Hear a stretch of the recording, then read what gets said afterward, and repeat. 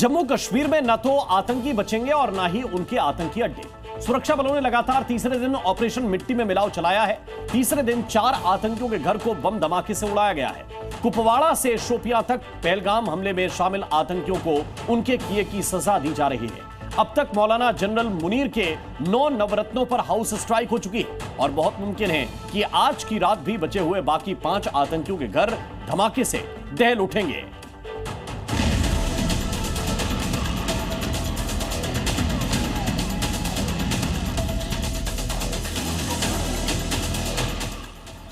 आतंकी आमिर पर house strike.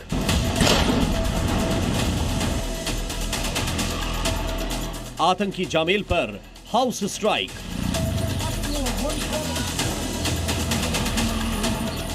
आतंकी फारूक पर हाउस स्ट्राइक।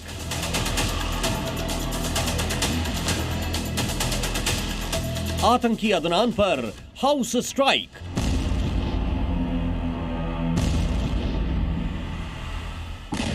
कश्मीर घाटी में ऑपरेशन मिट्टी में मिलाव का तीसरा दिन भी धमाकेदार रहा।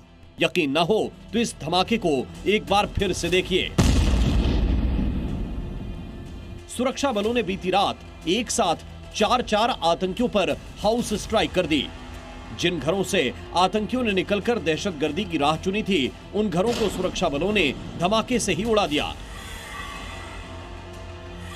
ये 2 मंजिला आलीशान मकान अब रहने लायक नहीं बचा है। घर का बड़ा हिस्सा अब जमीन पर आ चुका है। ये घर है आतंकवादी आमिर नजीर वानी का।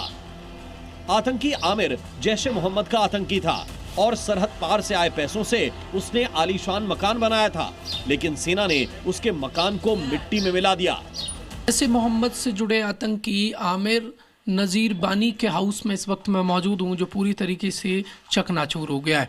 देर रात को धमाके के जरिए आर्मी ने इस घर को तोड़ दिया है।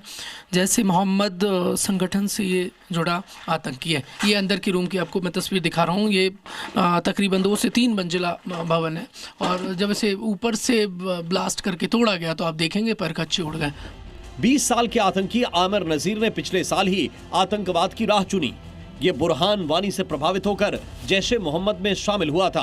पहलगाम आतंकी हमले में कनेक्शन मिलने के बाद सेना ने आतंकी के महल को मटियामेट कर दिया। साल 2024 से आमिर नजीर जैश ए मोहम्मद की कनेक्ट में आ गया और हैरत की बात यह है, खुलासा ये हुआ है कि बुरहान वानी से प्रभावित हुआ था। जो बुरहान वानी का असर हुआ वही आमिर नजीर वानी का हुआ है। ये घर कुछ घंटों पहले तक मकान हुआ करता था, लेकिन अब ये मकान नहीं, सिर्फ मलबा रह गया है।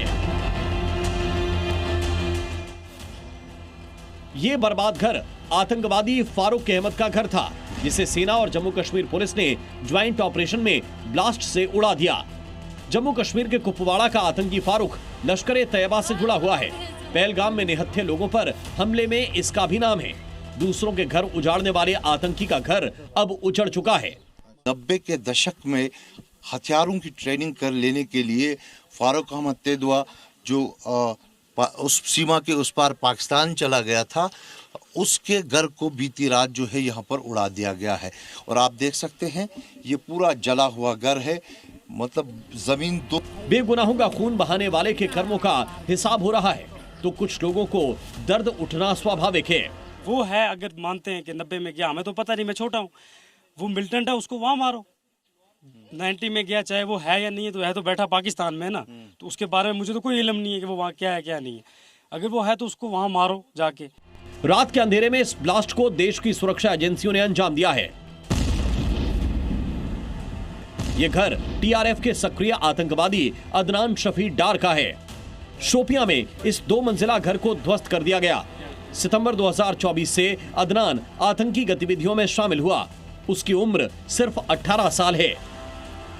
घर को ब्लास्ट से उड़ाने के बाद अब सुरक्षा बल के जवान पूरे इलाके में सर्च ऑपरेशन चला रहे हैं। ऐसे जगहों पर लगातार कासो ऑपरेशन किए जा रहे हैं, door to door search operation किया जा रहा है।